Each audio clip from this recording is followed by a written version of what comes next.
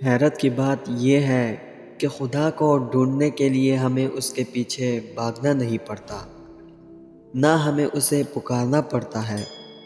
ہمیں بس اپنے ارد گرد نظر دوڑانی پڑتی ہے اور ہر جگہ بس وہی دکھائی دینے لگتا ہے۔ اس کے لیے تو ہمیں کوئی جتن نہیں کرنا پڑتا، بس ہم نے جستجو کرنی ہے اور وہ ہمیں مل جاتا ہے۔ اللہ کو بہت پسند ہے جب تم دنیا سے نہیں اس سے مانگتے ہو، جب تم بے بسی کا رونا کائنات کے سامنے نہیں اس کے سامنے روتے ہو، جب تم سب ختم ہو جانے کے بعد بھی اس یقین کے ساتھ دعا کرتے ہو کہ اس کے سوا کوئی تمہیں کچھ نہیں دے سکتا۔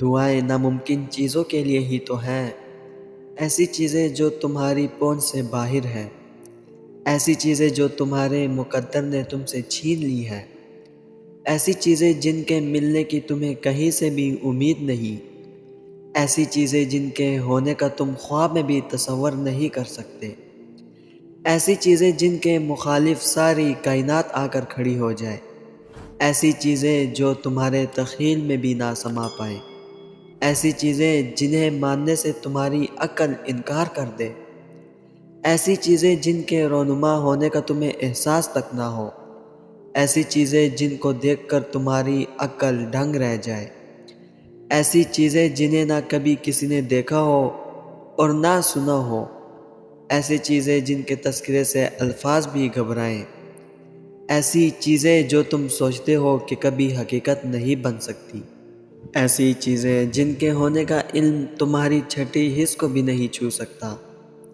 دعائیں وہ معجزہ ہیں جنہیں تمہارا نصیب بھی نہیں روک سکتا۔ دعائیں وہ کن کا سوال ہے جنہیں اللہ کبھی رد نہیں کرتا۔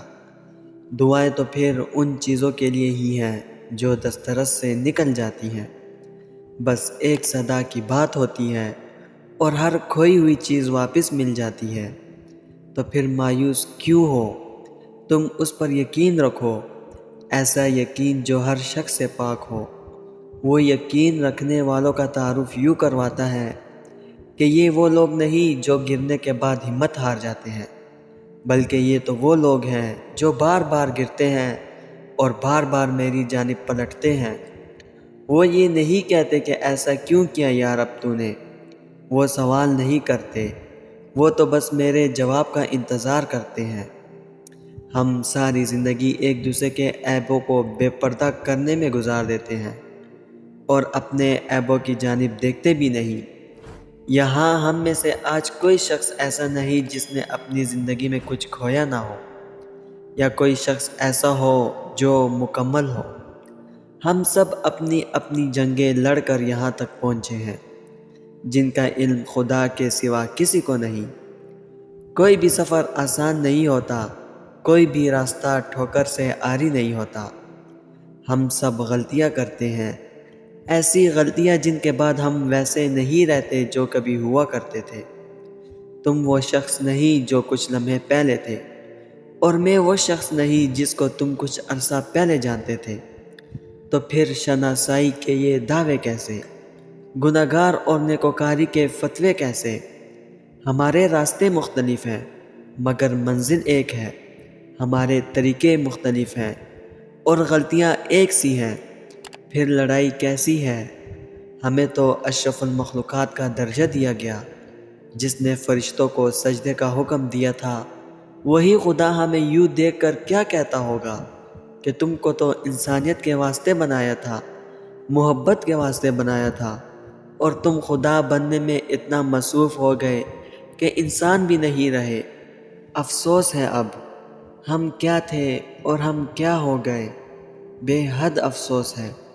اچھائی کا لبادہ اوڑھے نہ جانے ہمارے پہلو میں بیٹھے کتنے بے حس انسان ہیں۔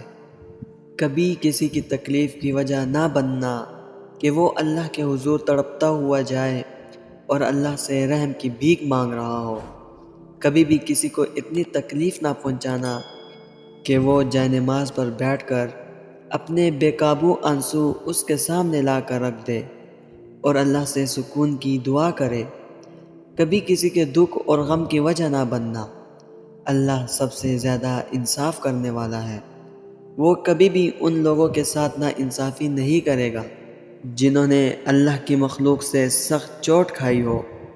اپنی نیت اور اپنے دل کو ہمیشہ صاف رکھنا۔ دوسروں کے لیے اپنے دل میں سے نفرت کو باہر نکال پھینکو۔ اگر آپ چاہتے ہو کہ آپ کے ساتھ کبھی کچھ غلط نہ ہو تو کسی کے ساتھ کچھ غلط مت کرنا، یہاں تک کہ اپنے دماغ میں بھی کوئی غلط بات مت آنے دینا، کیونکہ جہاں اللہ رحم کرنے والا ہے وہاں سخت عذاب دینے والا بھی ہے۔